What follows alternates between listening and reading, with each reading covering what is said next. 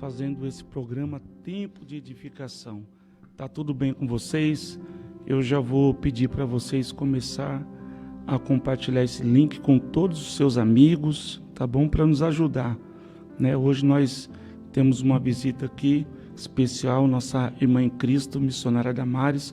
Hoje ela vai contar o testemunho dela. Gente, você não pode deixar de abençoar alguém com esse link. Então, envia para os seus amigos, para que eles possam também ter acesso, amém, acesso a esse testemunho que será contado daqui a pouco pela nossa missionária Damares. Como que você está, minha irmã? Tudo bem? A paz do Senhor, meu pastor, a paz do Senhor para todos que nos ouvem.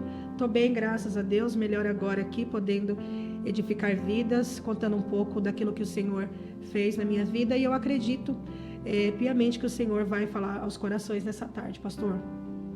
Glória a Deus. Eu creio que será um momento único, um momento abençoado por Deus, tá bom? E eu já estou vendo os irmãos entrar aí, tá bom? Já está aí a irmã Kelly, o irmão André, a irmã Kátia, a irmã Aline Lopes. É lá do... Pregadora, viu, pastor? Pregadora. É lá do pastor Rubens? Ela era do pastor Rubens, agora ela está no Belém. Oh, que bênção. Pregadora, ela e o marido dela, o Silas. Isso é uma bênção. É bênção, hein? Tem que marcar para trazer esse povo, hein? Isso, pode deixar. É bênção. Tá a nossa irmã Kátia Vidal. Gente, compartilha aí para nos ajudar, tá bom? Compartilha aí para nos ajudar, porque nós vamos ouvir um testemunho poderoso aqui da nossa missionária, e eu tenho certeza que esse testemunho vai edificar a vida de muitas pessoas, amém? Enquanto ela for contar o testemunho, eu vou estar interagindo com os irmãos aqui, tá bom? Nós vamos estar interagindo, então fique conectado aí, em nome de Jesus, que a bênção é grande, amém? É isso mesmo. Vamos lá, minha irmã? Vamos sim, pastor. Eu quero aqui ser grata a Deus, viu, pastor? Pelo convite, pela confiança. O pastor Washington é um amigo querido, que o Senhor presenteou a mim, a minha família, ele, a família dele, pastor Aldian. Eu estou grata de estar aqui nessa tarde, porque eu acredito que Deus tem um propósito para a gente aqui nessa tarde, né?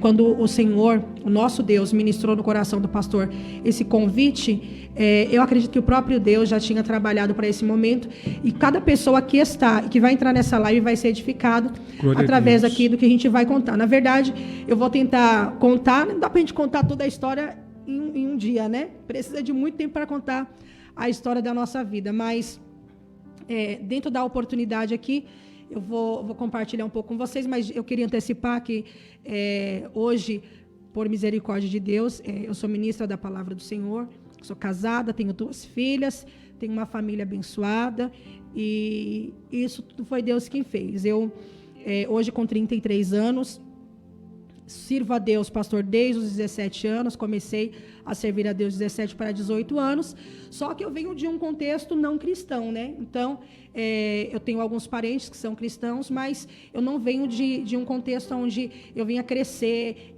com o ensinamento da palavra de Deus, com os princípios da palavra, muito pelo contrário. Eu sou a irmã mais velha de 3 irmãs, a minha mãe, ela me teve, e depois teve a minha irmã Daniela, e depois teve a minha irmã Mariana. E cada uma filha de um pai, por conta do contexto também que a minha mãe vivia, né, pela criação, e a gente cresceu numa família muito atribulada, uma família sem princípios. Eu não tive o meu pai presente, então quando eu nasci, a minha mãe engravidou muito jovem, muito cedo, engravidou com 15 anos, e quando eu nasci, o meu pai não me assumiu. Ela descobriu que ele estava tendo um relacionamento extraconjugal, e ele pediu a minha guarda. E ele disse para ela, segundo o que ela me informa, que se fosse para ele me assumir, ele queria a guarda total minha para ele, e no caso eu não teria contato com a minha mãe. Ela negou e assumiu a responsabilidade sozinha. E ali começou o processo da nossa família, porque a minha mãe, sem estudo, ela veio da Bahia muito nova, uma menina ainda, sem estudo, engravidou muito cedo, sem oportunidades aqui em São Paulo, ela começou a se prostituir. Então, a minha casa, as minhas irmãs, nós fomos criados dentro desse contexto. A minha mãe em casa de prostituição, e dentro desse cenário caótico que ela vivia, ela conheceu as drogas, e conheceu ali maconha, conheceu a cocaína. E, infelizmente, também chegou, como muitos falam, no fundo do poço, que ela conheceu o crack. Então, a minha infância foi uma infância marcada por muitos traumas, por muitas coisas que eu vi que uma criança não pode ver, que uma criança não pode, de maneira nenhuma, presenciar, porque a vida da minha mãe estava devastada. Então, ela não tinha ali limites, né? Porque ela também não tinha domínio sobre a vida dela. O inimigo ali, de todas as formas, tentava destruir a nossa família, a nossa casa. E eu vi minha mãe se prostituir muitas vezes porque ela trouxe a prostituição para dentro de casa por conta das drogas. Então, ela perdeu ali a total capacidade de separar, né, o papel que ela deveria fazer. E eu cresci dentro desse contexto. Bom, ela, dentro desse tempo que ela se prostituiu, ela conheceu um rapaz, que é o pai da minha terceira irmã, e ele tirou a minha mãe da casa de prostituição, né? Então, ele cuidou da gente por aproximadamente, pastor, meus irmãos, uns 9 anos, né? Ele conheceu ela dentro do prostíbulo, tirou ela de lá, ela se apaixonou por ele por ela, e ele quis cuidar da gente, quis dar a família pra gente, e a minha mãe ficou casada com ele mais ou menos por esse tempo, casada, convivendo, né? Sendo dependente dele. E aí ele achava que ele não poderia ter filhos. Ele achava que ele não poderia engravidar ninguém, que ele tinha algum problema. E depois de alguns anos com a minha mãe engravidou dele, da minha irmã mais nova.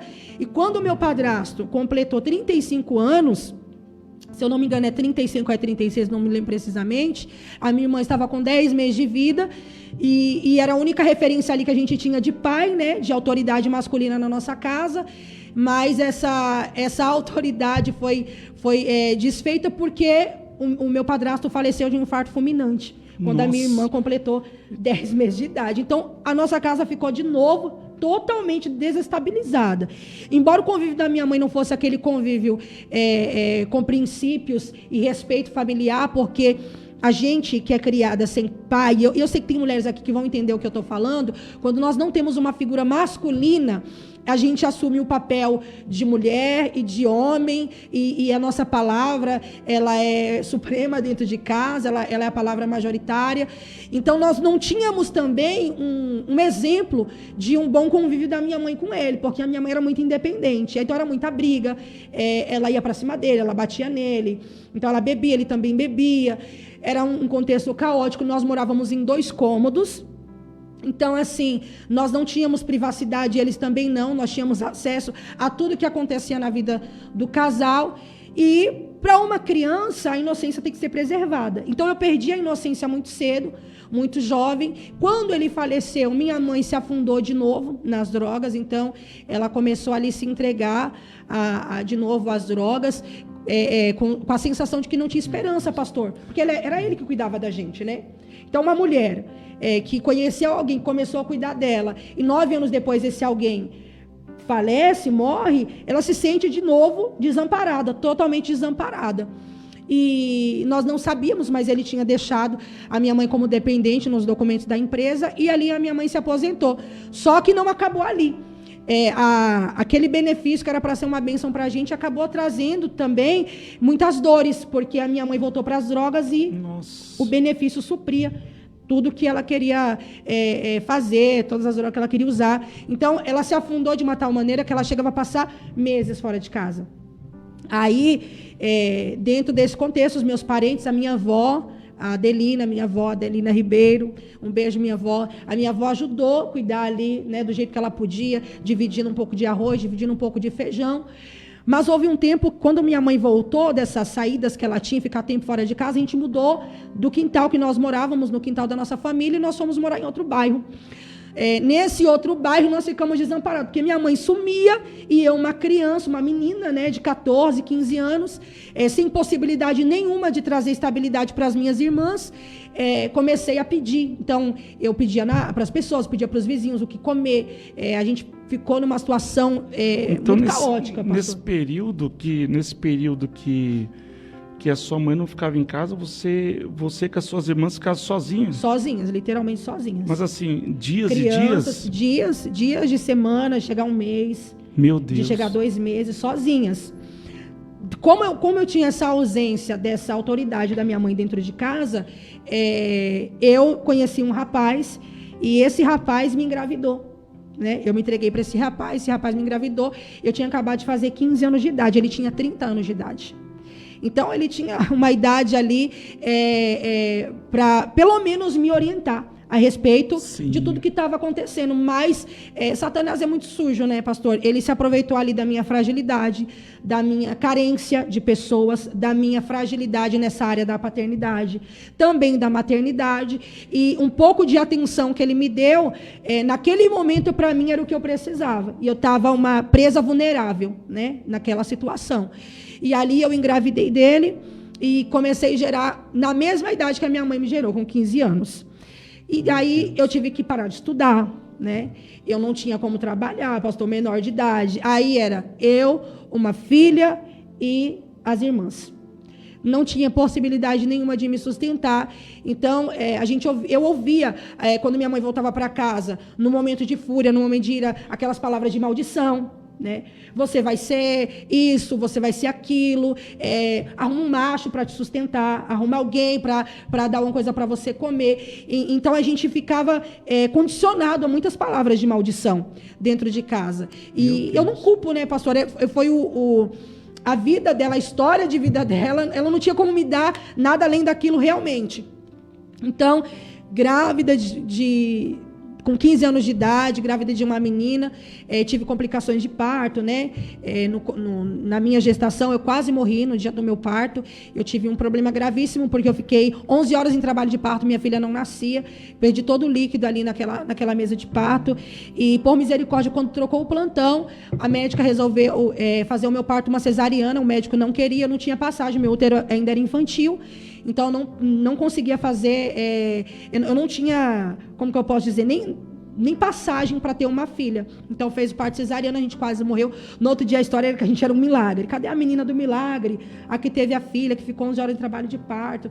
E ali, próprio Deus... 11 horas de trabalho de parto? Com 15 anos. Meu Deus. Né? Os médicos não queriam assinar uma cesariana para mim, porque eu era muito nova. A cesariana, ela implica em tomar a injeção, a anestesia RAC, que é um pouco delicada. Eles não queriam fazer, mas virou o plantão, e no plantão da noite... entrou uma médica muito jovem e falou, eu vim aqui ver o seu caso e eu vou te ajudar. E ali ela fez o meu parto e Deus deu um grande livramento ali pra gente. Só que a situação só piorou. Porque agora eu tinha uma filha para criar, sem poder estudar, sem poder trabalhar, sem oportunidade, 2 irmãs. O que eu pensava? Eu pensava que a prostituição era caminho para mim. Se a minha mãe conseguiu, pelo menos, me manter, me dar o que comer, me dar o meu vestir, o material escolar na prostituição, eu também vou procurar esse caminho. Né? Eu vou procurar esse caminho. Então, por vezes, eu procurei esse caminho para tentar trazer algo para minhas filhas. Então, me envolvia com quem eu não amava, me envolvia com quem eu não gostava, por necessidade, não por amor.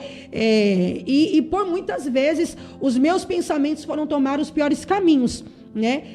Satanás começou a trabalhar na minha mente e de repente começou a desencadear em mim problemas sexuais, né? Eu comecei a ter problemas com a minha sexualidade. Então eu tinha dúvida na minha sexualidade, se eu me envolveria com homem ou com mulher. Eu tinha propostas que o diabo me trazia, até mesmo me despertando o interesse em entrar na bruxaria na época da minha mocidade, porque 15 anos, né? Eu tinha uma filha, mas eu era uma criança, né?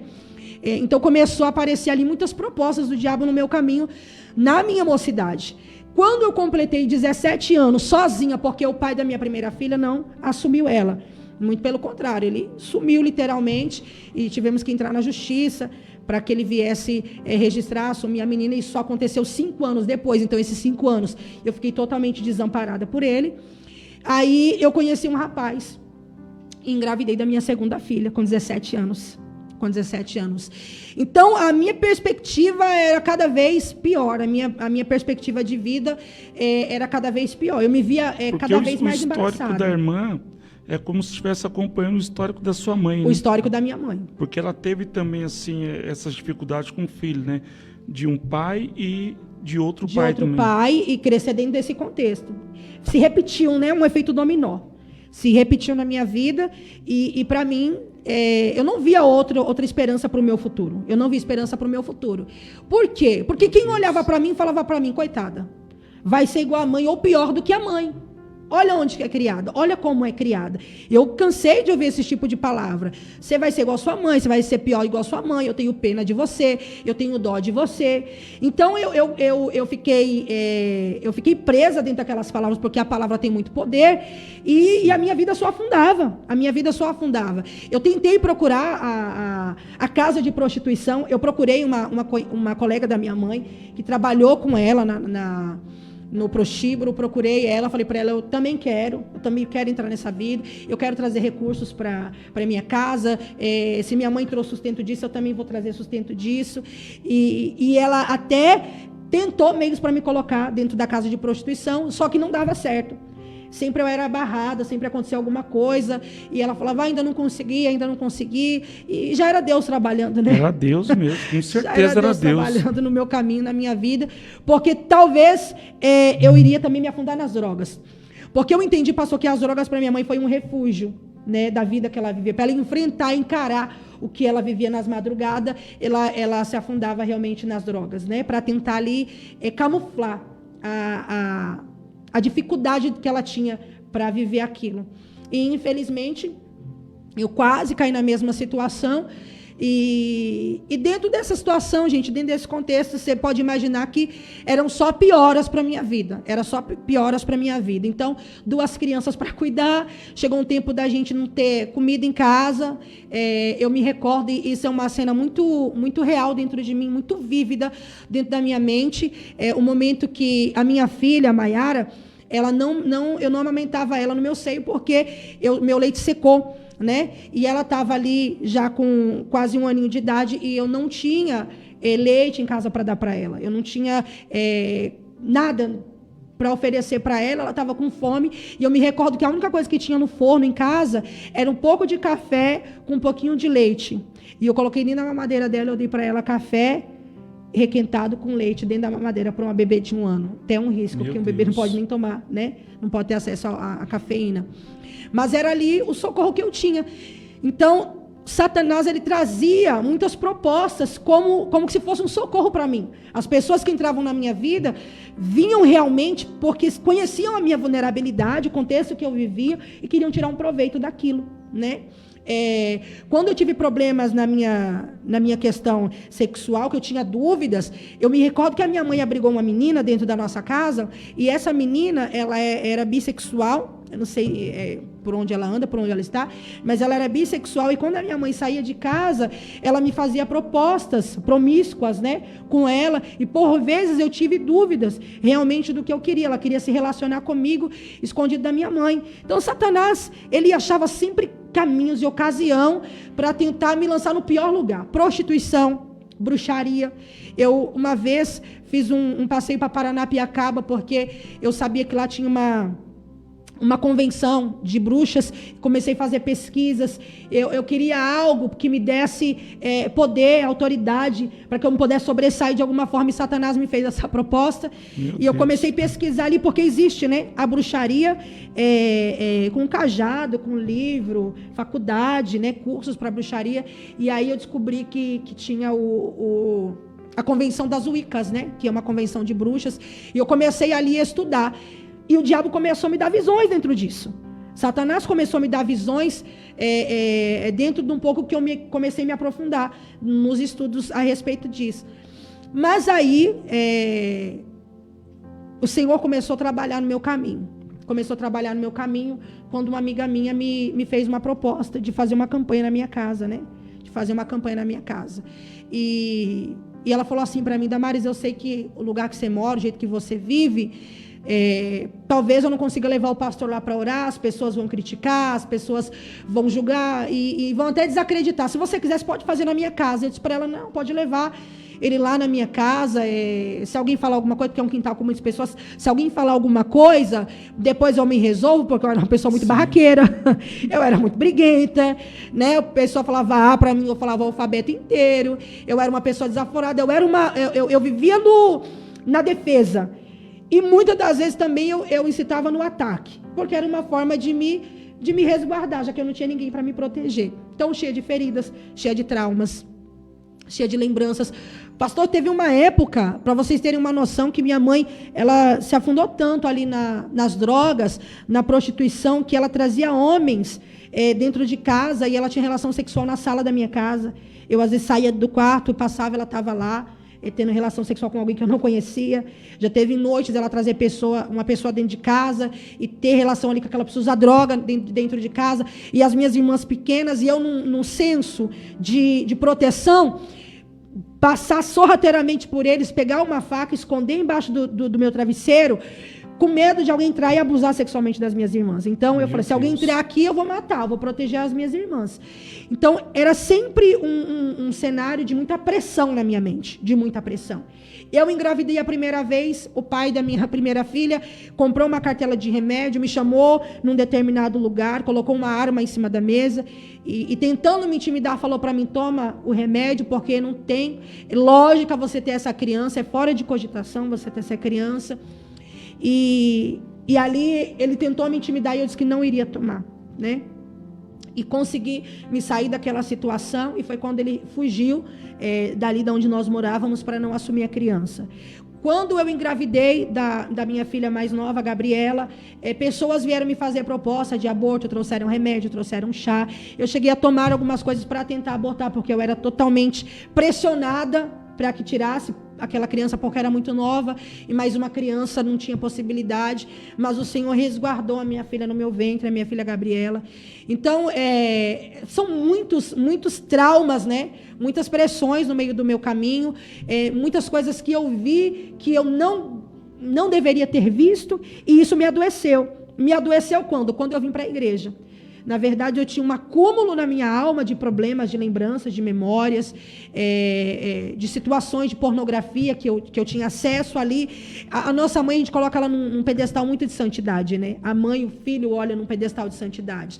Só que a visão, para mim, era totalmente corrompida. Então, eu tive acesso à vida sexual muito cedo, muito jovem. Com 13 anos, eu já tinha acesso à vida sexual. 13 anos de idade, eu era uma criança, né? E dentro da igreja, pastor, aí veio desencadear os problemas da minha alma. E eu tinha um problema, porque quando eu estava no mundo, eu bebia, eu me prostituía, eu saía com homem casado, eu não tinha limites em nada, eu não tinha pudor, eu não tinha nenhum senso de princípio em Deus, familiar nenhum. Então, tudo para mim me convinha, tudo, absolutamente tudo, qualquer proposta. Eu só não cheguei a usar drogas, porque eu tinha medo de reproduzir as coisas que a minha mãe fazia quando ela estava drogada. Que a possibilidade era grande. Era, né? grande. E proposta eu tinha. Teve um momento da minha vida que eu estava num ápice de perturbação tão grande na minha casa. Eu tinha uma arma dentro da minha casa, do pai da minha segunda filha, e aquele dia eu falei, eu vou matar a minha mãe, eu vou me matar. Porque eram muitas cápsulas de cocaína dentro de casa. As propostas, que talvez eu nem possa falar aqui, dependendo de quem está assistindo, não vai entender, vai até escandalizar. De repente, num outro programa, num outro horário, pastor, que eu creio que virão outros programas, outros horários, em nome de Jesus, eu vinha falar, mas as propostas que ela me fez, as propostas que ela fazia, e ela não estava nem em sã consciência, eram propostas promíscuas, baixas, né? Propostas imundas, né? Então, não só eu, mas a minha irmã, Daniela, também cresceu nesse contexto, né? Eu me recordo que uma vez a minha mãe começou a incitar para que ela se perdesse com o rapaz, e ela muito novinha, mas ela se sentiu tão desrespeitada, ela bateu na cara da minha mãe, e ela impôs, me respeita, que eu sou uma menina, eu sou sua filha, né? Não me incite à prostituição, né, a perdição. Então, a gente viveu uma vida muito difícil. Tentamos internar minha mãe, mas não tinha possibilidade. A guarda da minha irmã mais nova, uma guarda provisória, eu consegui pela justiça, ainda sendo menor de idade. Eles ali tiveram entendimento do que estava acontecendo e me deram autorização para cuidar da minha irmã. Já vi minha irmã mais nova sumir com a minha mãe, ficar 3 dias sumida, e eu achar que realmente tinha acontecido alguma coisa. Minha mãe, no momento ali de abstinência, porque algumas vezes ela tentava sair e logo tinha recaída. E ela teve uma recaída quando ela saiu com a minha irmã mais nova. E ali ela levou minha irmã para dentro de uma biqueira na comunidade, e a minha irmã ficou trancada dentro de um barraco ali, dentro de um barraco onde tinha o tráfico de drogas, dormindo ali 3 dias e 3 noites. E eu desesperada, Meu né? Deus. Desesperada. A minha mente, ela veio se desenvolvendo dentro de um cenário de muita pressão espiritual, de muitas propostas satânicas, muitas propostas malignas. E aí a crise veio quando? Justamente na igreja. E o meu problema maior era se quando eu estava do lado de fora, eu conseguia enfrentar tudo, levar tudo. Eu vim para a igreja 1 ano, 2 anos depois que eu estava congregando, desencadeou depressão, crise de ansiedade e síndrome do pânico, que me levou à tentativa de suicídio 5 vezes. E eu não entendi o porquê que eu estava vivendo aqueles momentos, mas era a minha alma, né, pastor? Saturada, a minha alma tulhada por lixos, por pornografias, por prostituição, por bebidas, porque eu me refugiava muito na bebida, então eu bebia muito, eu me refugiava em relacionamentos ilícitos, onde eu achava alguém que me dava um pouco de atenção, eu achava que aquilo era para mim. É como a mulher Sirofenícia, né? Quando o Senhor falou assim para ela, não me convém pegar o pão dos meus filhos e dar aos cachorrinhos. Ela disse, mas até os cachorrinhos comem da migalha que cai da mesa do dono. Tem pessoas que são tão acostumadas, né, a viver de migalhas, a viver dos poucos, da miséria, do que alguém tem para lhe oferecer, que ele acha que ali é tudo para ele. Então eu era muito conformada com as migalhas, né? Eu tenho também na minha mente um Natal, um Ano Novo que eu nunca vou esquecer. Com as minhas irmãs, com as minhas filhas, sem nada em casa para a gente comer. E eu me recordo que na virada do ano, eu tive que encostar a geladeira na porta da minha casa, colocar um pano, eu tapei todas as brechinhas que tinha na janela e na porta, para que o cheiro da carne que o pessoal estava assando, churrasco, final de ano, não entrasse na minha casa. Meu Deus. Porque eu não tinha como dar nada para minhas filhas. E a nossa ceia de Ano Novo foi uma água fervida, com um caldo de sabor, aqueles caldo quinó, caldo de galinha, com bolacha de água e sal. Então eu fiz ali, fervi a água com caldo de galinha e coloquei as bolachas para fazer uma papinha para elas comerem e dormir. E esse foi o pior Ano Novo da minha vida, né? Porque eu não tinha como falar nada para ninguém, porque nesse período fazia exatamente 1 ano e pouco eu tinha vindo para Jesus, e então eu acabei me desvinculando das amizades do mundo quando eu vim para Jesus. E eu não queria recorrer aos ímpios para falar da provação que eu estava vivendo dentro de casa, porque eles falariam para mim, que Deus é esse, né? Você está servindo. Você saiu do mundo onde você arrumava pessoas para te dar o que você queria, e agora que você está dentro da igreja, você não tem nenhum arroz para dar para as filhas. E eu era jovem, estava com 18 anos quando isso aconteceu. E foi o pior final de ano das nossas vidas, né? Então eu vim para o Senhor depois de uma campanha que foi feita na minha casa, uma amiga minha, hoje ela é a minha madrinha de casamento, né, a missionária Fátima. Ela me ofereceu essa campanha, ela conheceu um pastor, saudoso pastor Orlando, hoje já descansa no Senhor. E ela falou assim, pastor, tem como o senhor dar uma ajuda para uma amiga minha, uma menina que eu ajudei a cuidar, que eu vi o crescimento dela? E ele se propôs na minha casa, culto no lar. E nós vimos no carro falando sobre isso, né? Porque o pastor tem o projeto Lar de Paz, Casa de Paz? Casa de Paz. Casa de Paz, que é um trabalho dentro do lar, né? Não é esperar alguém vir, é ir até esse alguém, né? E esse pastor foi na minha casa, a Assembleia, ela tem a campanha, né?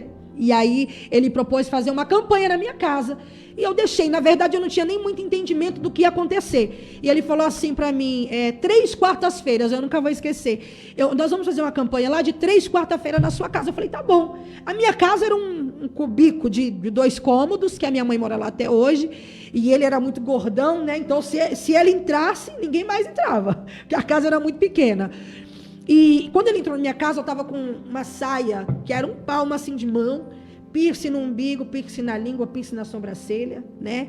Uns brincão, eu era muito extravagante mesmo. Eu gostava de chamar a atenção.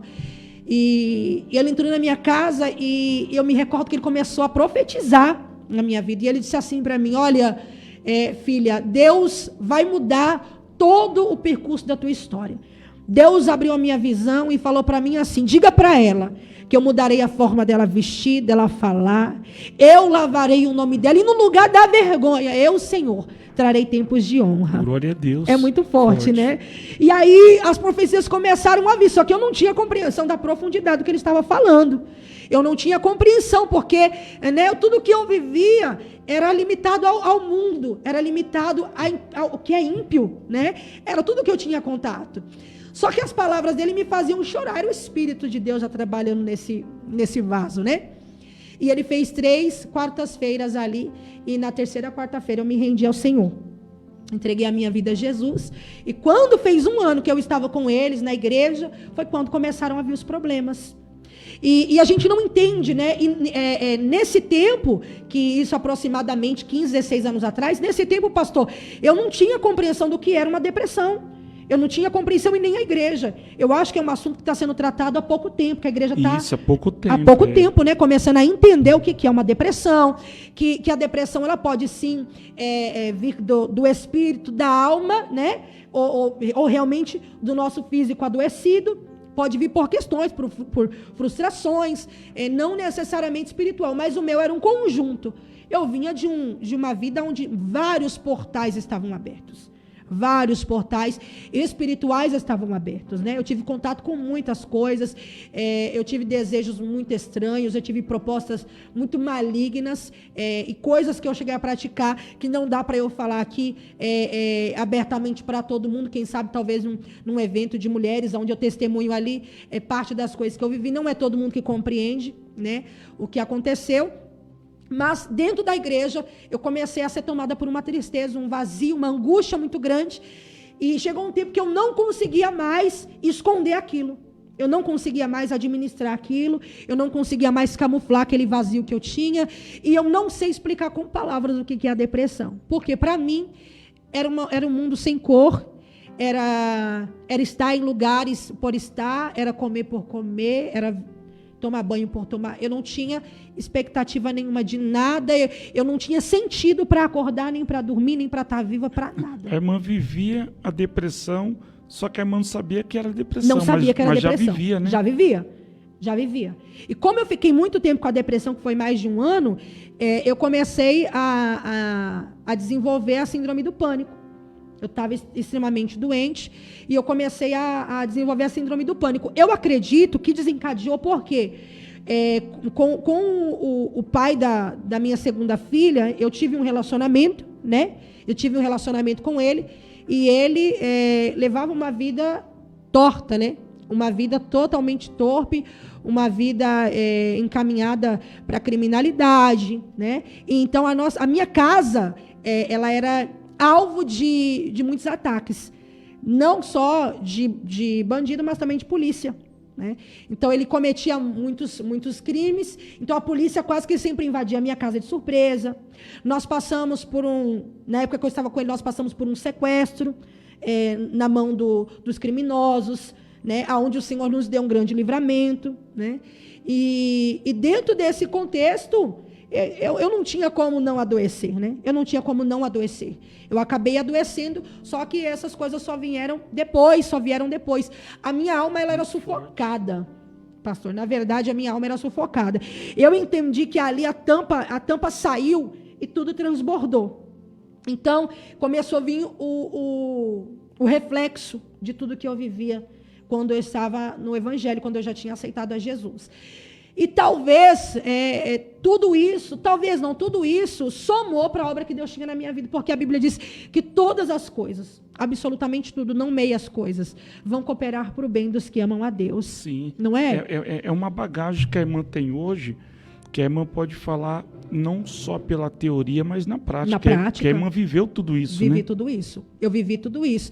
É como se fosse o mundo do espírito sacudindo o tapete da minha vida e dizendo, calma aí, a gente não vai construir uma história em cima dessa sujeira, não. A gente não vai construir uma história em cima dos seus complexos, em cima das suas feridas, em cima das suas incertezas, né? E aí foi quando tudo começou, literalmente, a acontecer. As doenças, e desencadeou problemas psicológicos. Eu ouvia vozes, eu via bicho, eu não dormia. Em 30 dias eu perdi 7 quilos. Eu estava tão doente emocionalmente, na minha alma, que eu tive um problema nos meus rins, os meus rins começaram a parar. E os médicos não estavam entendendo por quê. Eu me recordo que eu não conseguia nem tomar banho sozinha. Alguém tinha que me pôr na cadeira, me dar banho, me tirar da cadeira, vestir minha roupa e me deitar. Porque eu não tinha força, eu comecei a adoecer no meu corpo, porque quando a sua alma, né, o seu espírito, ele está sufocado, reflete no seu corpo, Sim, né, no corpo. reflete no seu físico. Então eu comecei a adoecer e começou a inflamar o meu corpo por dentro. Então eu via bicho, eu ouvia vozes, eu não dormia. Eu tinha todo o tempo uma sensação de que alguma coisa ruim ia acontecer. As pessoas me olhavam e eu achava que elas iriam me matar. Né? Eu estava na rua, eu ia fazer uma feira. Eu chegava na feira, se alguém me olhasse por 5 segundos fixo, eu tinha certeza que aquela pessoa estava enviada de parte de alguém para me matar. Aquilo entrava na minha cabeça, eu saía correndo para casa, eu me escondia. Se eu visse uma moto, eu achava que alguém ia me matar. Se eu visse um carro andando um pouco mais devagar, eu achava que era alguém para me matar. Eu comecei a ser bombardeada espiritualmente, emocionalmente. E aí, quem descobriu a minha depressão foi o meu ginecologista, porque eu comecei a desenvolver uma dor muito forte no meu seio, e eu achava que eu estava com câncer. Aí eu coloquei na cabeça que eu estava com câncer. Meu Deus, é muita prova. Eu coloquei na cabeça que eu estava com câncer, eu comecei a despedir das minhas filhas, eu comecei a pensar um monte de coisa, e exame atrás de exame, não constava nada. Quando o meu ginecologista falou assim para mim, Damares, você já viu que no seu nome tem uma palavra que é a base de tudo? E eu falei assim, não, doutor. Ele falou assim, no nome Damares tem a palavra amar no meio. Ele falou, você sabia que Deus é amor? Você sabia que amar e ser amado é a base da felicidade? E no seu nome tem a palavra chave para você vencer na vida. Ele falou, eu posso escutar a sua história? E eu me lembro que no consultório dele, eu comecei a contar. Eu cuidava das minhas irmãs, eu cuidava das minhas filhas, que eu estava sozinha, que a gente passava por lutas financeiras, que eu não sabia o que fazer. E ele falou para mim, você está com depressão, e a depressão está inflamando as glândulas do seu corpo. Meu Deus, muito forte. E ali eu comecei a trabalhar isso espiritualmente. E ele passou alguns medicamentos naturais ali para mim, algumas vitaminas, e foi aonde eu comecei o meu tratamento. Mas dentro desse processo, muita coisa aconteceu. Eu preparava forca para mim, e Deus sempre preparava alguém para chegar na hora certa, que eu estava com a forca preparada e com o fio no meu pescoço, para me matar. Gente que chegava na hora certa, quando eu levantava na madrugada e me pegava com a faca no meu pulso. Já cheguei a me jogar tentar me jogar embaixo do ônibus, na rua da minha casa, e Deus tomar alguém e conseguir me segurar antes de eu me jogar. Meu então, Deus. eu queria acabar com aquilo que eu estava vivendo, com aquele sofrimento, né? A menina está assustada. Fica assustada. Eu passei por isso, vocês podem entender que é tão forte que o amor de uma mãe por um filho faz a mãe continuar viva para cuidar desses filhos, mas nem isso para mim não me segurava mais. E eu comecei a entrar em crise. Por que eu estou vivendo isso? Deus não está comigo. Deus não está comigo nesse processo. Deus talvez nem exista, porque olha o que eu estou vivendo, né? Uma situação caótica mesmo. Caótica, de crise, terrível. E aí eu comecei a andar, pastor, nos bairros, eu falava sozinha na rua. Eu ouvia os demônios conversando comigo, e as pessoas até se assustavam. E chegou um tempo que alguém propôs assim, ela está com problema psiquiátrico, né? Ela precisa ser internada. E era tudo que o diabo queria mesmo. Me jogar dentro de um manicômio, me jogar dentro de um hospício e falar, ficou louca. Alguns chegou a falar, é porque ela ficou fanática na igreja. Ela está indo muito para a igreja, ficou fanática, está espiritualizando tudo, é por isso que ela está assim, ficou louca. Né? Mas eram ataques espirituais. Começou com um problema emocional. Satanás, ele fez uma leitura de que ali ele ia acabar comigo, porque ele tinha a plena convicção de que ele acabaria comigo quando eu não estava na igreja. E ele precisava fazer alguma coisa, porque agora eu estava com os pés firmados na palavra. Né? Então ele começou ali uma outra parte para tentar me destruir. Só que havia uma promessa, e eu acredito que a palavra ela nos garante. Havia uma promessa de Deus. O Senhor disse para mim que ele mudaria a minha história, que ele me daria uma família, que eu pisaria muitos altares, que o meu testemunho salvaria muitas vidas, que eu ajudaria muitas pessoas, que eu poderia não entender os processos que eu estava vivendo, mas lá na frente eu ia compreender. E a Bíblia diz isso, né? O que eu faço agora não entendes, mas depois entenderás. Glória a Deus. E hoje eu compreendo tudo o que eu vivi. Então, hoje eu tenho propriedade para aconselhar mulheres, né? Casais, quando eu vejo casais em crises, né? Eu consigo entrar ali dentro daquele cenário e aconselhar e fazer eles entender que existe uma batalha para destruir o que Deus tem sobre eles, que Deus não tem negócio na quebra de aliança, né, pastor? Eu consigo aconselhar jovens que me chamam, missionário, eu estou com depressão, eu estou pensando em me matar, eu estou na igreja, mas eu tenho impulsos na minha sexualidade, eu sou da igreja, estou no grupo dos jovens, mas eu estou apaixonada pela minha colega, eu estou apaixonada pela minha amiga, eu sou filho do pastor, e eu tenho desejo por alguém do mesmo sexo que eu. O que é isso? Né? E eles perguntam, por que Deus não me liberta? Por que Deus não me ajuda?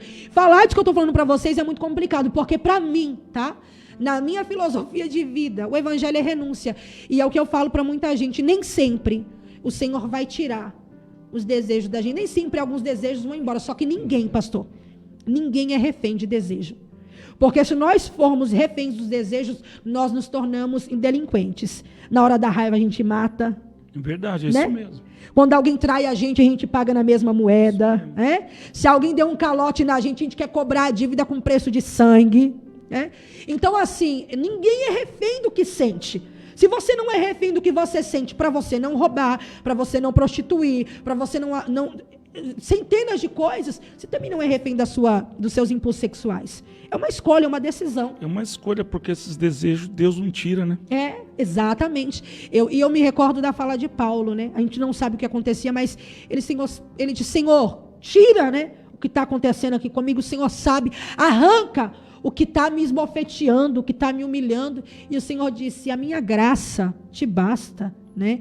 Então é o que eu declaro sobre as pessoas. A graça do Senhor te basta, você não é refém de nada. Glória a Deus. E uma frase que eu levo para a minha vida: tudo que acontecer, por mais difícil que seja, não foi uma sentença, é uma lição. Você precisa aprender algo com isso. É isso que o Senhor quer que você entenda. Foi uma lição. O abuso sexual não foi uma sentença. Não, é uma lição. Você pode trazer como uma sentença, se você quiser, e viver preso naquela dor e naquela memória, naquele dia, naquele cenário. Ou você pode dizer, eu aprendi algo com isso. Hoje eu tenho experiência. Hoje eu posso orientar outras pessoas para que elas não vivam o que eu vivi. Né? E tudo, né? Quem viveu no crime, né? Quem viveu um dia na bruxaria, quem viveu um dia no engano, né? Pode hoje pegar o que aconteceu e dizer, não, aquilo não me sentenciou. A minha ausência de pai e de mãe não foi uma sentença para a minha história. É uma lição. E eu vou ativar isso no mundo espiritual para ajudar e levantar outras pessoas. E hoje eu entendo, né, que tudo que eu vivi realmente, eu uso literalmente como ferramenta para ajudar pessoas, famílias, jovens. E eu sinto prazer muito grande nisso, viu, pastor? Eu me encontrei, né? Mas esse testemunho da irmã, ele é muito forte, porque a irmã falou, teve uma parte do testemunho que a irmã falou, que tudo contribui para o bem, né? Tudo contribui para o bem. Tem pessoas que têm que passar por isso, seria melhor que não passasse, mas cada um tem uma história, né? Exatamente. E o que a irmã passou hoje é fundamental no ministério da irmã. É verdade. Porque tem muitas pessoas que passam por isso, mas às vezes não tem com quem se abrir, porque até então nem todo mundo vai compreender isso, né? Exato. Aí o interessante é você não procurar a compreensão dos homens para algumas coisas que você vive. Você precisa entender quem você é em Deus e usar as suas experiências para trazer o cumprimento da vontade de Deus para a sua vida e para quem está à sua volta. Né?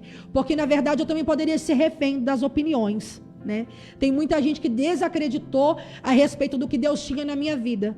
Só que eu entendi que todas as coisas que eu passei juntas cooperaram para a obra que o Senhor tinha para mim nesse momento.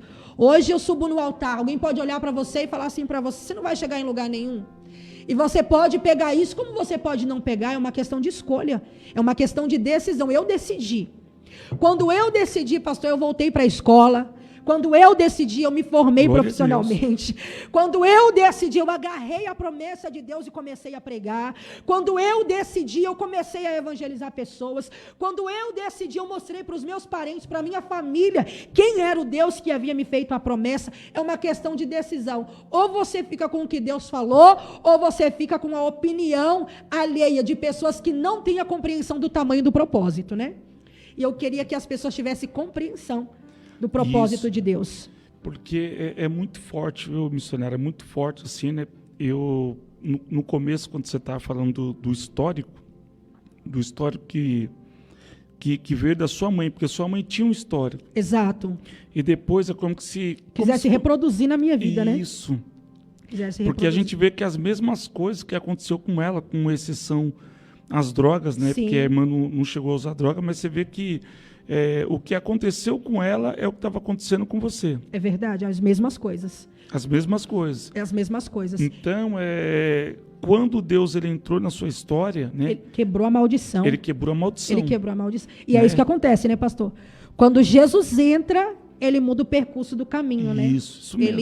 Ele quebra a sentença até por palavras. Porque eu me sentia muito diminuída pelas palavras. E dentro do que eu vivia, eu tinha muito complexo de inferioridade. Então, eu me achava feia. A minha voz, para mim, era feia. Né? Eu tinha vergonha, às vezes, de falar com algumas pessoas, porque eu achava a minha voz extremamente grave. Aí tinha aqueles probleminhas de escola, aquele bullying, né? Aquelas piadas, as falas maldosas das pessoas, e que tentavam me condicionar e falar para mim, você vai ser isso. Como se o homem tivesse o poder de decidir a nossa história, né? Mas a nossa vida...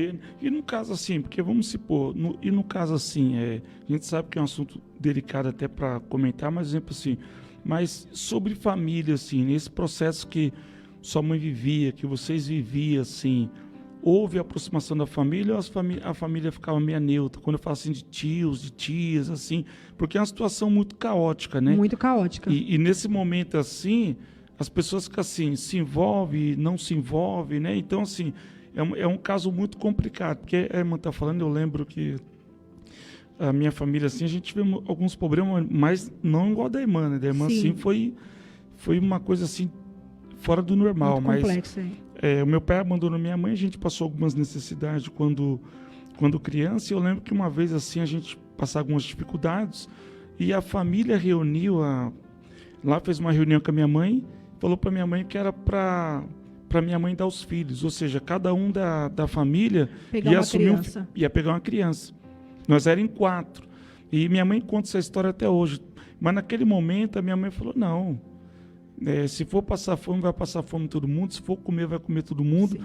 Então a gente vê que tem hora que a família vai interferir, mas tem hora que não interfere também. Então é uma coisa meio... Verdade. É um complexo meio, né? E nem sempre a proposta é a melhor, né? Às vezes a gente até entende que há uma intenção de ajudar de alguma forma, mas nem sempre a proposta é boa para todos, não é verdade? Algumas vezes a minha família interferiu, mas de maneira de tentar assim, me orientar a internar a minha mãe, né? Nunca foi uma intervenção que me desse um caminho que eles me garantissem que eu ia viver uma vida melhor, que seria o melhor para mim. A minha primeira filha, Maiara, eu vou falar isso aqui, eu não sei nem, talvez, de que maneira que vai soar. A minha filha, Maiara, quando eu engravidei dela, eu tive muito medo de não conseguir criá-la. E eu que fiz a proposta para a mulher do meu tio, se ela queria a minha filha. Para ela criar a minha filha dentro da família como filha dela. E como ela não tinha filhas mulheres, só tinha filhos homens, ela aceitou, né? E aquilo me doía muito, mas eu não queria que se reproduzisse na vida da minha filha o que eu vivia, né? Eu não tinha nada para oferecer. E quando eu estava dentro de mim, a proposta que eu fiz era essa, mas quando nasceu, aí minha mente... Aí tudo mudou. Aí a mente... Exatamente. Gente, ninguém quer gerar para perder o que gerou. Ninguém. E deixa eu te falar, você não está gerando para perder, seja lá o que for. E eu vou trazer isso para um campo espiritual, tá? A gente não gera para perder. E eu sou muito precisa quando eu falo isso. Eu não gerei para perder, eu não lutei para parar no meio do caminho, para fracassar no meio do caminho. É muito difícil, tem hora que a gente pensa que não vai aguentar, é entendível, eu entendo, faz parte. Falar assim, não vou aguentar, eu não vou conseguir. Mas eu acredito, queridos, que quando o Senhor está no controle de todas as coisas. Pastor, o gadareno, ele não veio até Jesus. Ele não veio até Jesus. Ninguém pegou na mão daquele homem que estava possesso de demônios, que a Bíblia diz que ele tinha uma legião de demônios, que corrente não segurava ele. Nada segurava ele. Nada segurava. Nenhum parente levou aquele homem até Jesus. Só que Jesus decidiu passar no caminho dele, né? Glória a Deus. E é isso. Quando Jesus decide, minha irmã, se o drogado não vem, Deus vai até ele. Se o prostituto não vem, Deus vai até ele. Se o camarada não sai da porta do bar para vir, Deus vai até ele. Eu acredito nisso. E eu declaro isso sobre as pessoas. Porque o Senhor foi até mim dentro de um quintal, com várias casas, muitas pessoas, e que ninguém nunca chegou em mim e falou assim para mim: ô Damares, eu vou fazer uma oração aqui na sua casa porque eu estou vendo que o negócio está tenso. Era muita gritaria, era muita briga, era muita tristeza, né? Era uma falta de respeito absurda dentro da minha casa. E Deus preparou um homem, né, enviado por ele, pelo próprio Deus, cheio do Espírito Santo, e falou: eu vou lá na sua casa. 3 quartas-feiras que mudaram a minha história. Glória a Deus. É coisa de Deus mesmo. É coisa de Deus, é coisa de Deus. Eu estou com as irmãs aqui, online, né? E as irmãs estão comentando do testemunho. Deus abençoe, viu, irmãs? E assim, é muito forte. É um testemunho de vida mesmo, Sim. né? Porque quem conhece a missionária Damares hoje, assim, a pessoa que ela hoje em Deus, se ela não falar isso, ninguém acredita, porque aparentemente, olhando assim, né, passa longe da gente imaginar uma trajetória, vida, né? Uma trajetória tão ruim desse jeito. Mas Deus é maravilhoso, né, irmãos? Ele é maravilhoso. E a palavra diz que ele se manifestou para desfazer todas as obras do diabo. Então, exatamente, somente Deus pode fazer essas coisas. É verdade. Tá bom, gente? Ó, a hora passa voando, né? Eu até cheguei a comentar. Já deu horário, pastor? Com a missionária, eu falei para a missionária, uma hora passa voando, né? E a hora praticamente já foi, já é 4 horas, né?